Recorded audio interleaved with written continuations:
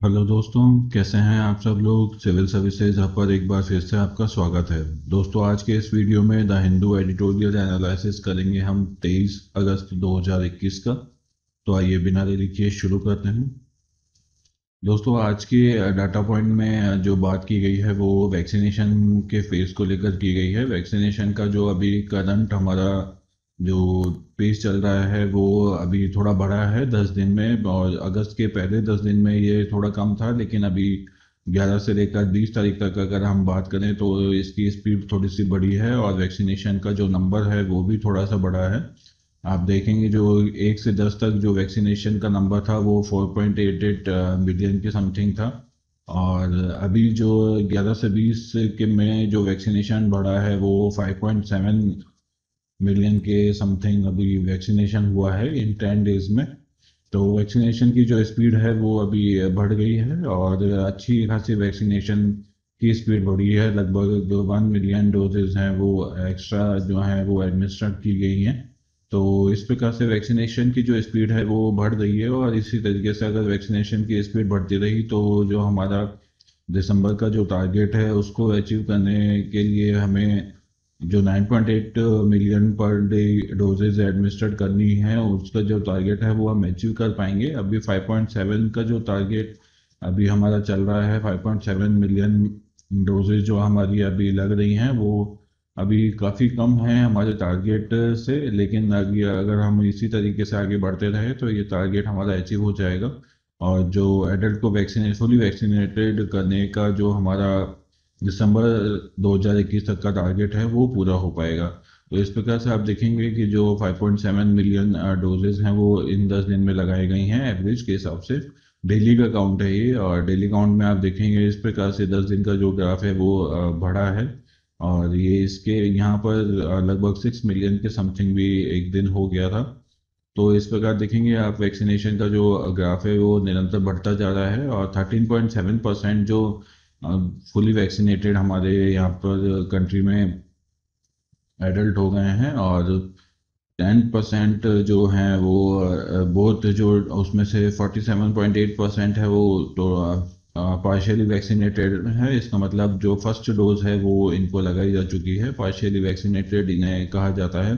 तो इसी के साथ जो 10% से कम जो लोग हैं वो काफ़ी कम अब बचे हुए हैं, ऐसे स्टेट जहाँ पर 10% से कम लोगों को वैक्सीनेशन किया गया है। एक ग्राफ में अगर आप इस पिक्चर में अगर आप देखेंगे तो जो ग्रीन में जो आप स्टेट देख रहे हैं उन्हें 50 से 70% की रेंज का जो वैक्सीनेशन हुआ है उसमें फर्स्ट डोज लगाई जा चुकी है, और सेकेंड डोज में अगर आप देखेंगे तो 15 से 20% का जो रेशियो है वो काफ़ी सारे स्टेट्स में आपको देखने को मिलेगा।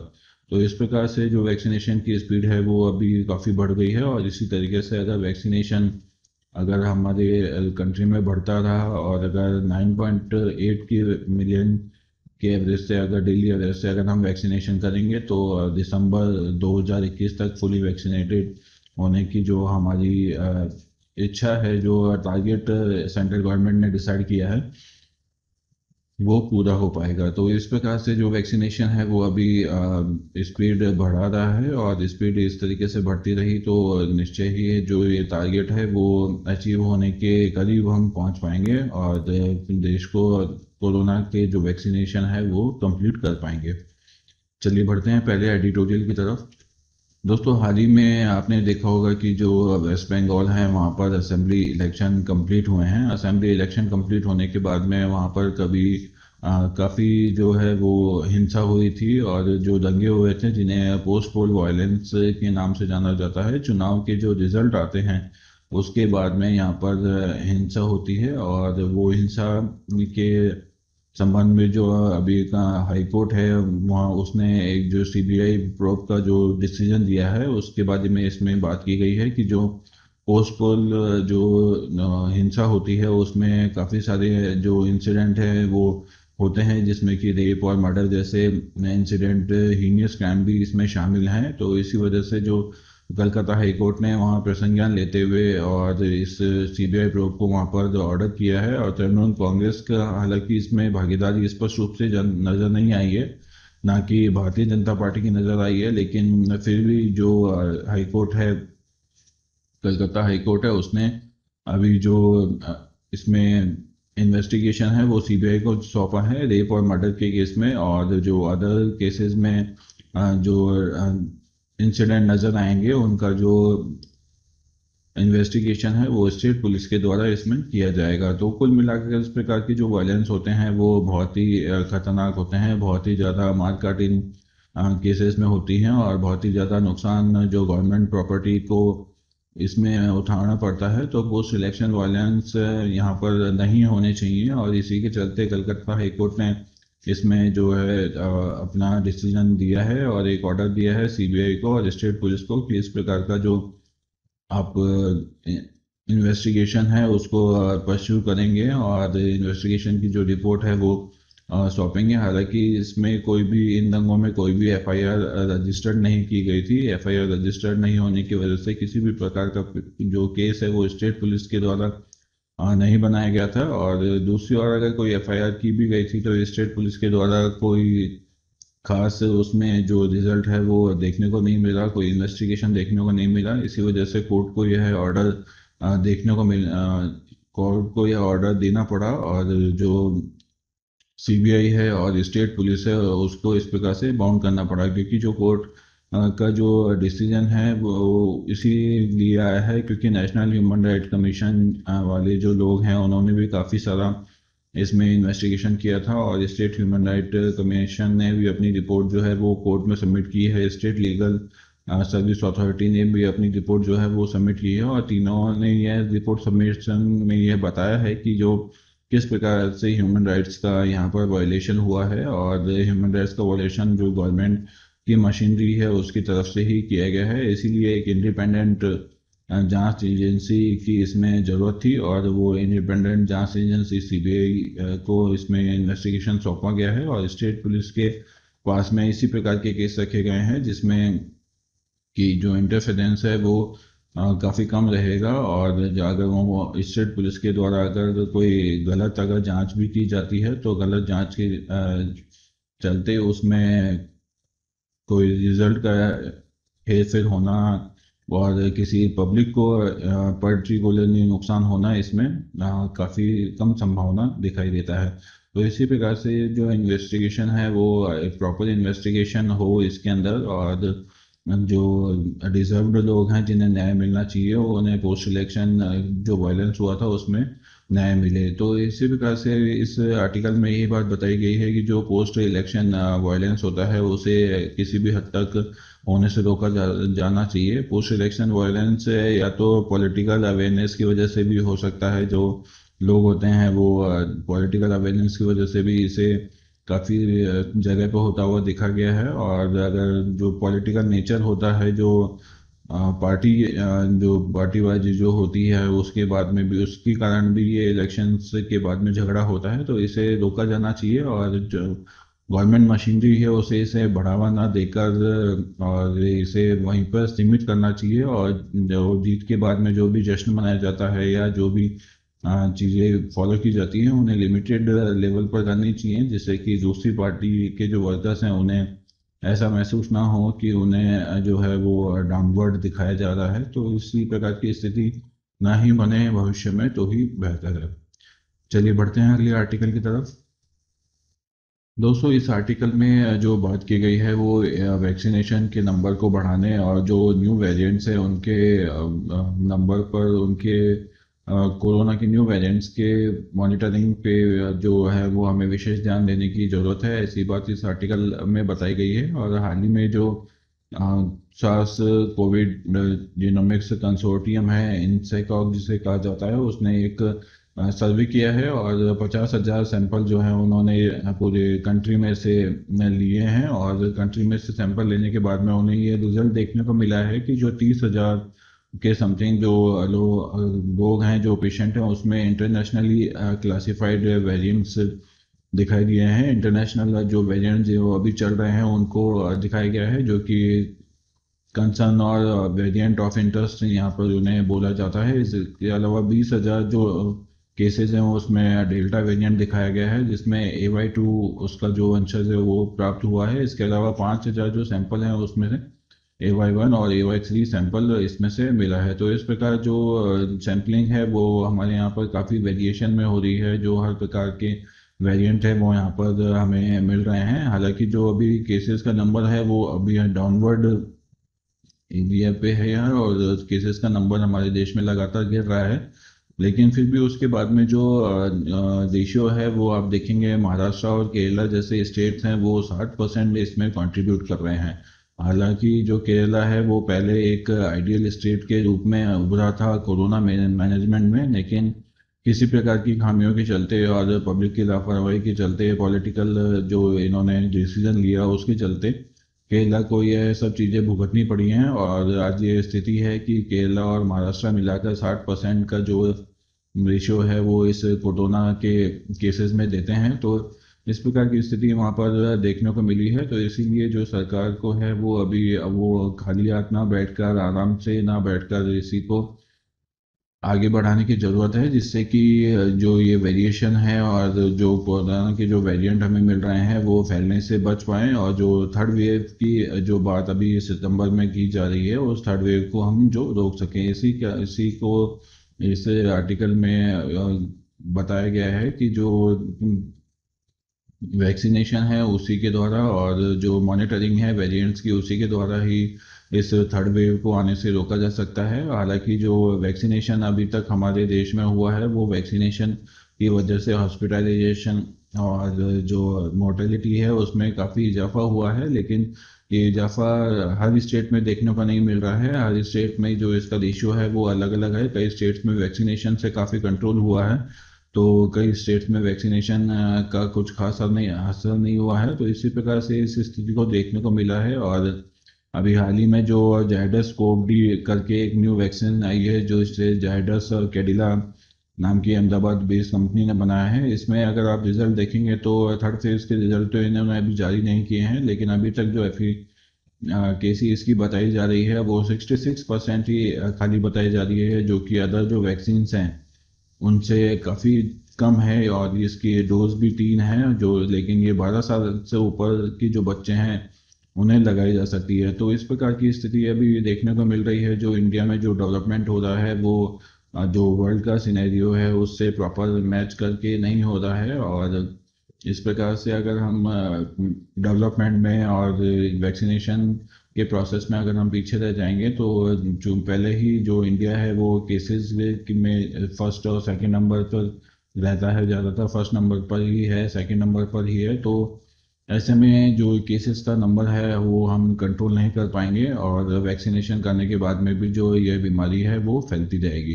तो इसी को लेकर इस आर्टिकल में चर्चा की गई है कि जो वैक्सीनेशन है वो प्रॉपर तरीके से किया जाना चाहिए, और जो मॉनिटरिंग है सैंपल्स की, वेरिएंट्स की, वो भी प्रॉपर तरीके से की जानी चाहिए। उसी के द्वारा ही इस वैक्सीनेशन की जो ड्राइव है उसे सफल बनाया जा सकता है। और जो फर्दर जो लेयर आगे आने वाली हैं, फर्दर जो आगे लहर आने वाली हैं इस कोरोना वायरस की, चाहे कितनी भी लहर आए उनको हम कंट्रोल कर पाएंगे। चलिए बढ़ते हैं अगले आर्टिकल की तरफ। दोस्तों आपको ये तो पता ही है कि जो हमारे देश में जुडिशियरी का जो स्टेटस है वो किस प्रकार का है। कितने केसेस जो हैं वो एक कोर्ट में पेंडिंग चल रहे हैं, और इन जो केसेस हैं इनका जो डिसीजन है आते आते कई जो साल है वो लग जाते हैं। और कई बार केसेस में तो ऐसा होता है कि जो न्याय मांगने वाला जो आदमी होता है वो या तो खुद ही परेशान हो जाता है और टेंशन में हो जाता है, और या फिर उसकी डेथ हो जाती है। ऐसे कई केसेस भी देखने को मिले हैं। तो उसी को लेकर इसमें बात की गई है। जो सुप्रीम कोर्ट के कॉलेजियम ने हाल ही में जो सुप्रीम कोर्ट में वैकेंसीज हैं उसको फिल करने के लिए रिकमेंडेशन 17 अगस्त को भेजी है, और 17 अगस्त की रिकमेंडेशन में उन्होंने जो 9 जजेस हैं जो वैकेंसीज सुप्रीम कोर्ट में अवेलेबल है उन पूरी वैकेंसीज को भरने के लिए रिकमेंडेशन जो है वो सेंट्रल गवर्नमेंट को भेजी है। पहली बार ऐसा हुआ है जब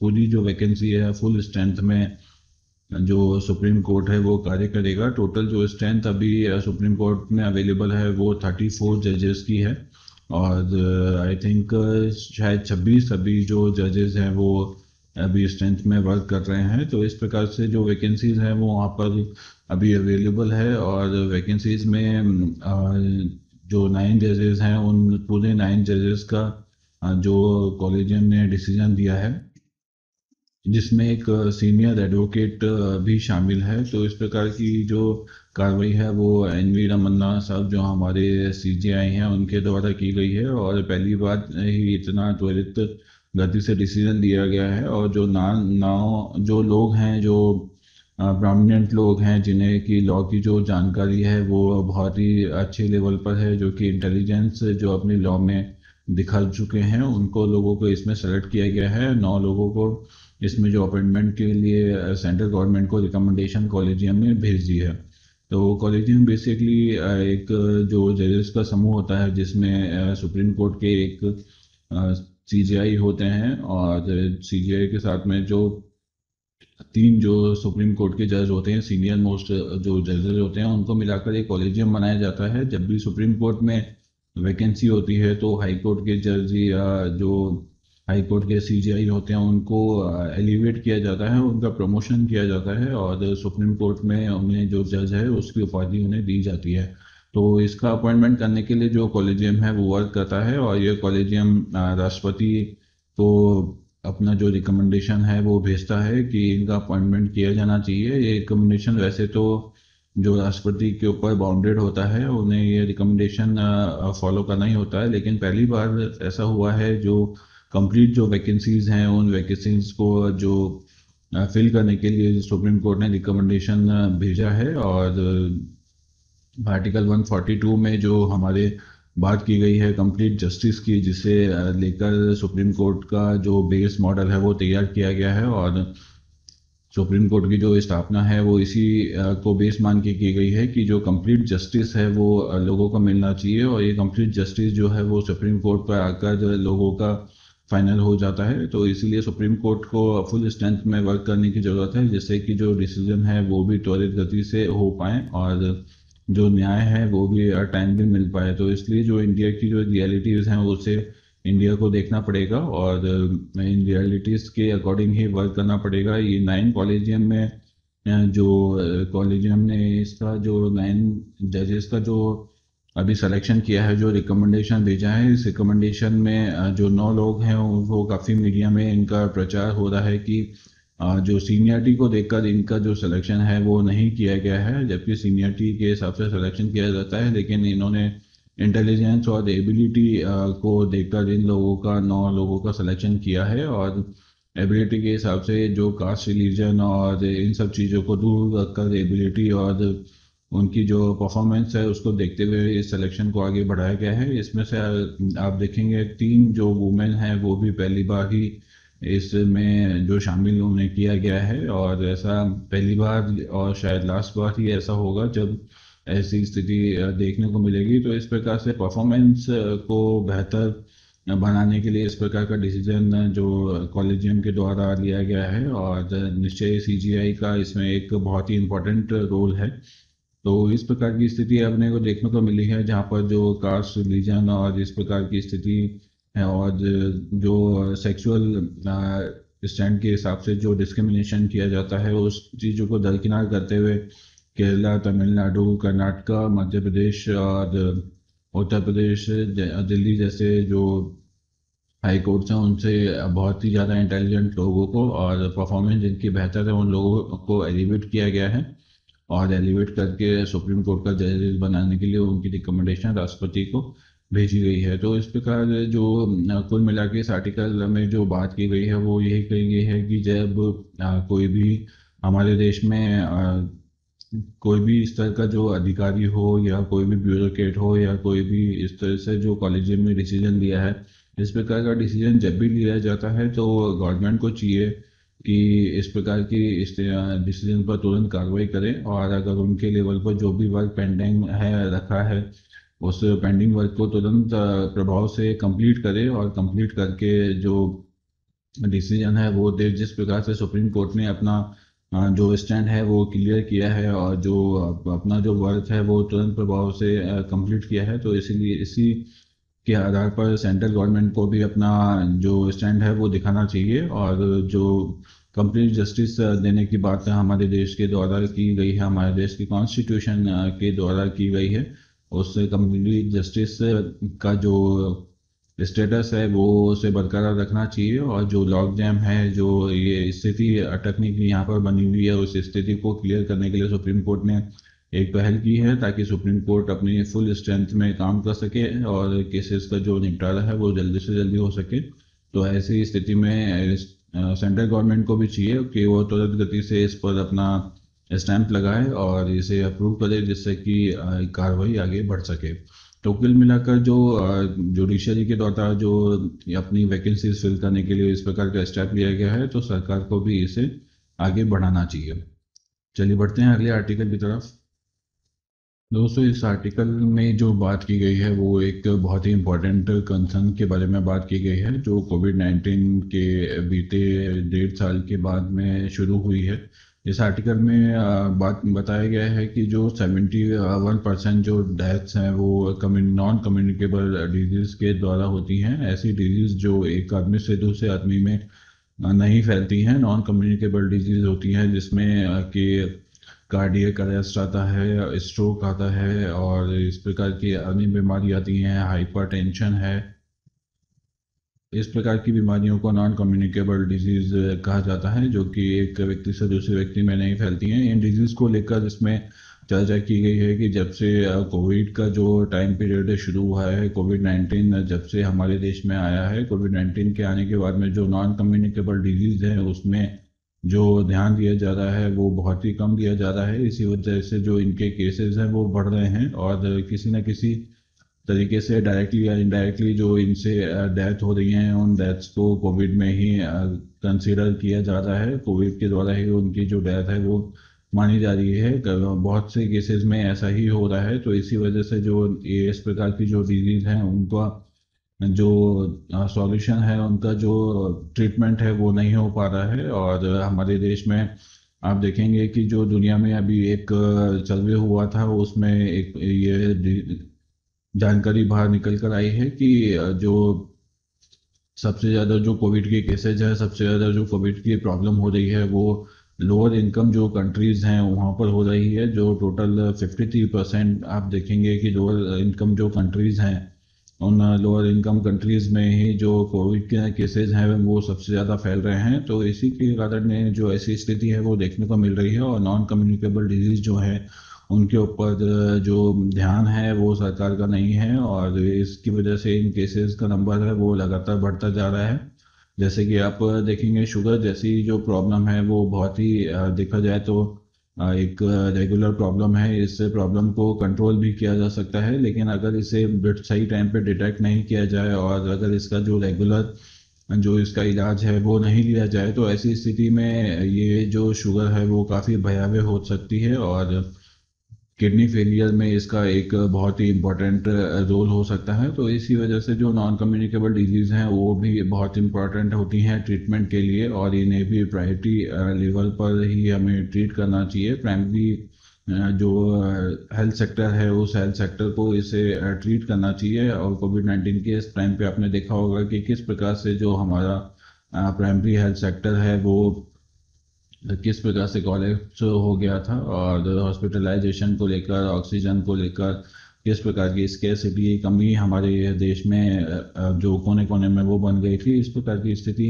नहीं बननी चाहिए, क्योंकि जो नॉन कम्युनिकेबल डिजीज़ हैं उनको लेकर हम अभी सचेत नहीं हैं, और कोविड को लेकर ही जो प्रोसेस है वो हमारे देश में किया जा रहा है। तो उसी को लेकर इसमें बात की गई है कि जो बर्डन है वो हेल्थ केयर सिस्टम पे नॉन कम्युनिकेबल डिजीज़ का है वो अब बढ़ता जा रहा है, और कोविड-19 के केसेस हैं वो तो पहले से ही अवेलेबल हैं। 35,000 जो केसेस हैं वो अभी भी हमारे देश में रेगुलर बेसिस पे आ रहे हैं, डेली बेसिस पे आ रहे हैं।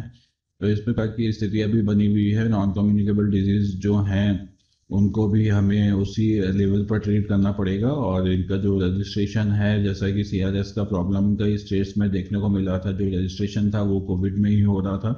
तो इस प्रकार की स्थिति से निपटने के लिए एक गवर्नमेंट को एक स्ट्रेट और क्लियर गाइडलाइन जारी करने की ज़रूरत है, और क्लियर गाइडलाइन जारी करके जो इस प्रकार की डिजीज़ है उनसे आसानी से निपटा जा सकेगा। तो इस आर्टिकल में कुल मिलाकर यही बात कही गई है कि जो कोविड 19 के केसेस हैं, कोविड 19 एक इस प्रकार की बीमारी है जिस पे विशेष ध्यान देने की ज़रूरत है, लेकिन जो नॉन कम्युनिकेबल डिजीज़ हैं, जो जिस प्रकार जैसे कि जिसमें हार्ट फेलियर, कार्डियक अरेस्ट बहुत ही इंपॉर्टेंट है, इनके बारे में भी ध्यान देने की आवश्यकता है। तो दोस्तों, आज के द हिंदू एडिटोरियल एनालिसिस में सिर्फ इतना ही। आशा है ये वीडियो आपको पसंद आया होगा। अगर ये वीडियो आपको पसंद आया है तो इसे लाइक कीजिएगा। साथ ही चैनल को अगर आपने अब तक सब्सक्राइब नहीं किया है तो इसे सब्सक्राइब भी कर दीजिएगा। साथ ही बेल आइकन को भी दबाइए जिससे कि लेटेस्ट जो वीडियो है उनका नोटिफिकेशन आपको तुरंत प्राप्त हो जाए। इसके साथ ही हमें फेसबुक, ट्विटर और इंस्टाग्राम पे फॉलो भी कीजिएगा।